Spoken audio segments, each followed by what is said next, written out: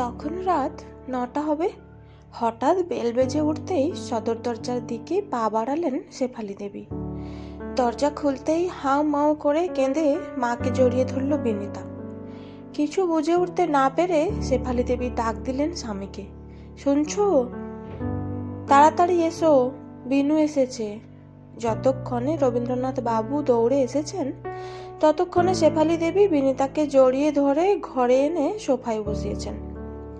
বিনিতা তখনও কেঁদে যাচ্ছে, কান্না জড়ানো গলায় কি যে বলছে শেফালি দেবী কিছুই বুঝতে পারছেন না। রবীন্দ্রনাথ বাবু এক গ্লাস জল এগিয়ে দিয়েছেন মায়ের সামনে। নে, একটু জল খা, তারপর ধীরে সুস্থে ঠান্ডা মাথায় বল কি হয়েছে।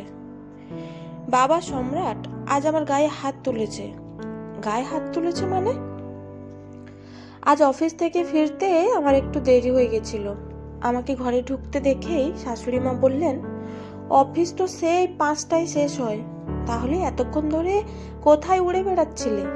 রোজ রোজ এই কথা হজম করলেও আজ হঠাৎ করে বলে ফেলি, কাল থেকে আমার সঙ্গে অফিস যাবেন, তাহলেই দেখতে পাবেন কোথায় উড়ে বেড়াই। আমি এই কথা বলতেই সম্রাট পাশের ঘর থেকে বেরিয়ে এসে আমার চুলের মুঠি ধরে একটা চড় মেরে দিল। আমি বাড়ি থেকে তখনই বেরিয়ে এসেছি। ওই বাড়িতে আমি আর ফিরবো না। মেয়ের কথায় রাগে ফেটে পড়ে শেফালি দেবী বলেন, সম্রাট তোকে মারলো? ওর এত বড় সাহস হলো কি করে? রবীন্দ্রনাথ বাবু মেয়েকে জড়িয়ে ধরে বললেন, খুব ভালো করেছিস মা, চলে এসেছিস, আর কখনো ওই বাড়ি মুখো হবি না। যে মেয়েকে আমি এত আদর যত্নে মানুষ করেছি, ওদের এত সাহস হয় কি করে যে তোর গায়ে হাত দেয়? ওদের আমি পুলিশে দেব। এমন সময় শেফালি দেবী বিনিতার মুখটা ধরে নিজের দিকে ঘুরিয়ে নিয়ে জিজ্ঞাসা করলেন, সত্যি করে বল তো বিনু, সম্রাট কি এর আগেও তোর গায়ে হাত তুলেছে? একদিনে তো লোকের এত সাহস হয় না। মায়ের কথায় মাথা নিচু করে রইল বিনিতা। শেফালি দেবী আর কোনো কথা না বলে চলে গেলেন রান্নাঘরে। রাতে খাওয়া দাওয়া সেরে বিনিতা যখন নিজের ঘরে শুয়ে পড়েছে, তখন শেফালি দেবী স্বামীকে বললেন, সম্রাট ওকে মারলো আর ও চুপ করে সহ্য করলো? এতগুলো দিন এটা কি করে পারলো বিনু? ওর চড়ের উত্তরে ঘুরিয়ে একটা চড় মারতে পারলো না ওকে? কি যে পাগলের মতো বলছো বুঝি না। সম্রাটের গায়ের জোরের সাথে ও কখনো পারে? নিজের সম্মান বজায় রাখতে গায়ের জোর না, মনের জোর লাগে, বুঝলে? আজ আমি বুঝতে পারছি আমার দেওয়া কোনো শিক্ষাই বিনু নেয়নি। ছোটবেলায় মাঠে খেলতে গিয়ে যখন অকারণ মার খেয়ে কাঁদতে কাঁদতে বাড়ি ফিরত, তখনই ওকে শিখিয়েছিলাম, বিনা দোষে কারুর কাছে মার খেয়ে ঘরে ফিরবি না, অন্যায়ের প্রতিবাদ করবি, নিজে আগে থেকে কারো গায়ে হাত তুলবি না। কিন্তু কেউ যদি তোর গায়ে হাত তোলে তাহলে তাকে ছেড়ে দিয়েও আসবি না। 10টা মারের পরিবর্তে 10টা মারতে না পারলেও একটা অন্তত মেরে আসবি। কিন্তু এখন দেখছি তোমার মেয়ে কিছুই শেখেনি। স্বামীর হাতে মার খেয়ে কেমন কাঁদতে কাঁদতে পালিয়ে এসেছে বলছো কেন? এটা তো ওর বাড়ি, দুঃখ হয়েছে তাই চলে এসেছে। ও এ বাড়িতে এসেছে বলে আমি কিছু বলিনি।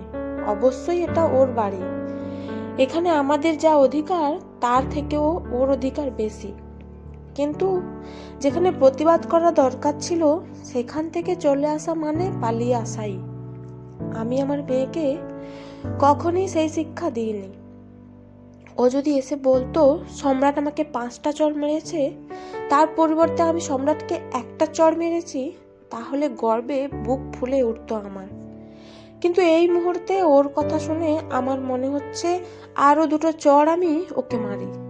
মানুষ আমাকে ছোট করার সাহস তখনই পাবে যখন তুমি তাকে সাহস দেবে। বিষয়টা যখন অল্প ছিল তখনই ওর প্রতিবাদ করার দরকার ছিল। আমাদের কাছে সবকিছু লুকিয়ে নিজে চুপ থেকেও অন্যায়টাকে আরো বেশি প্রশ্রয় দিয়েছে। আর তাই জন্যই সম্রাটের আজ এত বড় সাহস হয়েছে। বাদ দাও, যা হওয়ার হয়ে গেছে।